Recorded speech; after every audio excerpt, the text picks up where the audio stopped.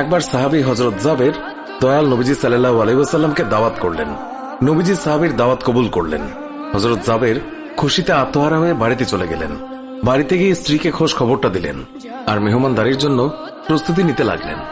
বড় ছেলে আব্দুল্লাহকে নিয়ে খাসি জবাই করে অন্য কাজে যখন হযরত জাবের ঘর থেকে বাইরে গেলেন, ইতিমধ্যেই হযরত জাবেরের ছোট ছেলে ঘুম থেকে উঠে খাসি তালাশ করতে লাগলো। বড় ভাই তাকে জানায় খাসিটিকে জবাই করা হয়েছে। ছোট ভাই বায়না ধরল, খাসি কিভাবে জবাই করে আমাকে তা দেখাও। অগত্যা বড় ভাই ছুরি হাতে করে ঘরের পেছনে গিয়ে বলল, এখানে জবাই করা হয়েছে। ছোট ভাই জানতে চাইল কিভাবে। বর্ণনা করে বোঝাতে না পেরে অবশেষে বড় ভাই বলল, তাহলে তুমি মাটিতে শুয়ে পড়ো, আমি তোমাকে দেখাই। ছোট ভাই মাটিতে শোয়ার পর বড় ভাই তার গলায় ছুরি চালিয়ে জবাই করার নমুনা দেখাতে গিয়ে ছোট ভাইকে সত্যি সত্যি জবাই করে ফেলল। বড় ভাই যখন দেখল ছোট ভাইয়ের গলা থেকে রক্ত গড়িয়ে পড়ছে, সে ছটফট করতে করতে একসময় নিস্তেজ হয়ে গেছে। তখন বুঝলো ব্যাপারটি কি ঘটেছে। আতঙ্কিত হয়ে সে নিকটবর্তী খেজুর গাছের চূড়ায় উঠে আত্মগোপন করে রইল। এদিকে হযরত জাবের পুত্রদের খোঁজে বাড়ির পেছনে এসে ছোট ছেলের অবস্থা দেখে থমকে গেলেন। অতঃপর তাকে বুকে করে স্ত্রীর কাছে গিয়ে বললেন, তাড়াতাড়ি একটি কম্বল নিয়ে এসো, বাচ্চাটিকে শুইয়ে দিই। স্ত্রী রক্তমাখা সন্তানের লাশ দেখে চিৎকার করে কাঁদতে লাগলেন। কিন্তু স্বামী হযরত জাবের তাকে সান্ত্বনা দিয়ে বললেন, আজ আমাদের শোক প্রকাশ করার দিন নয়, আজ দুঃখ দেখলে নবীজিও দুঃখিত হবেন। অতএব ধৈর্য ধারণ করো, কষ্ট করে হলেও মুখে হাসি ফুটিয়ে তোলো। তারপর তারা দুজনে মিলে ছোট ছেলেকে কম্বলে মুড়ে রান্নাঘরের পেছনে রেখে আসলেন। স্ত্রী রান্নার কাজে মন দিলেন। হযরত জাবের বের হলেন বড় পুত্র আব্দুল্লাহর খোঁজে। বাড়ির পেছনে গিয়ে ছেলের নাম ধরে জোরে ডাক দিলেন। গাছের উপর আত্মগোপন করে বড় ছেলে সব ঘটনা প্রত্যক্ষ করছিল আর ভয়ে কাঁপছিল।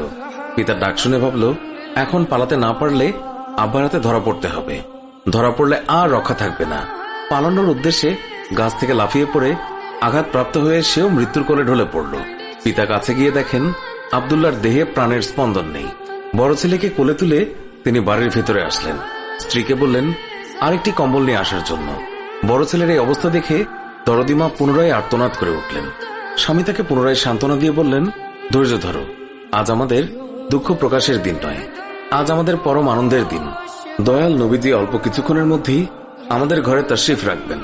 তারপর দুজনে মিলে বড় ছেলের লাশ ও কম্বলে মুড়ে ছোট ছেলের লাশের পাশে রাখলেন।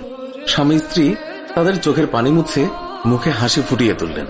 হযরত জাবের বাড়ির সামনে দাঁড়িয়ে নবীজির আগমনের অপেক্ষা করতে লাগলেন। অল্পক্ষণের মধ্যে নবীজিকে উটের পিঠে করে আসতে দেখা গেল। হযরত জাবের আনন্দে আত্মহারা হয়ে দৌড়ে গিয়ে স্ত্রীকে নবীজির আগমনের সংবাদ দিলেন এবং পুনরায় তিনি দৌড়ে নবীজির সামনে চলে এলেন। নবীজির উটের কাছে গিয়ে তাকে বাড়ি পর্যন্ত এগিয়ে আনলেন। নবীজি জাবেরের ঘরের সামনে উট থামিয়ে তার ডান পা মুবারক মাটিতে রাখলেন। বাম পা মুবারক এখনো নামাতে বাকি। এই সময় জিবরাইল আলাইহিস সালাম আল্লাহর পক্ষ থেকে নির্দেশ নিয়ে তিনি উৎসাহিত হয়ে বললেন, ইয়া রাসূলুল্লাহ, আল্লাহ আপনাকে জাবেরের ছেলেদের সঙ্গে নিয়ে খানা খেতে বলেছেন। অতঃপর নবীজি সাল্লাল্লাহু আলাইহি ওয়াসাল্লাম সাহাবায়ে কেরামকে নিয়ে জাবেরের ঘরে তাশরিফ রাখলেন। তাদের সামনে হযরত জাবের দস্তরখানা বিছিয়ে দিলেন। তার স্ত্রী খাবার বেড়ে দিলেন আর তিনি সেগুলো এনে মেহমানদের সামনে হাজির করলেন। তারপর তিনি নবীজিকে আরজ করলেন, ইয়া রাসূলুল্লাহ, দয়া করে খানা শুরু করুন। নবীজি বললেন, হে জাবের, তোমার ছেলেরা কোথায়? তাদেরকে ডাকো। হযরত জাবের বললেন, ইয়া হাবিবুল্লাহ, আপনি দয়া করে খেয়ে নিন, ছেলেদেরকে আমি পরে ডাকবো। আল্লাহর রাসূল পুনরায় বললেন, তোমার ছেলেদেরকে ডেকে নিয়ে এসো, তাদেরকে সাথে নিয়ে খানা খাবো। হযরত জাবের ও তার স্ত্রী হাত জোড় করে পুনরায় আরজ করলেন, ইয়া রাসূলুল্লাহ, আপনি খানা খেয়ে নিন, আমরা তাদেরকে ডেকে দিচ্ছি। তখন নবীজি বললেন, হে জাবের, এই মাত্র জিবরাইল ফেরেশতা আমাকে আল্লাহর নির্দেশ জানিয়ে গেলেন আমি যেন তোমার ছেলেদের সঙ্গে নিয়ে খানা খাই। নবীজির এই কথা শুনে হযরত জাবের এবং তার স্ত্রী আর ধৈর্য ধরে রাখতে পারলেন না। তারা চিৎকার করে কেঁদে কেঁদে সমস্ত ঘটনা খুলে বললেন। তখন নবীজি হযরত জাবেরকে বললেন, তোমার ছেলেদের কাছে গিয়ে বলো আল্লাহর নবী তাদেরকে ডাকছেন। হযরত জাবের নবীজির নির্দেশ মোতাবেক ছেলেদের লাশের সামনে গিয়ে তা বললেন।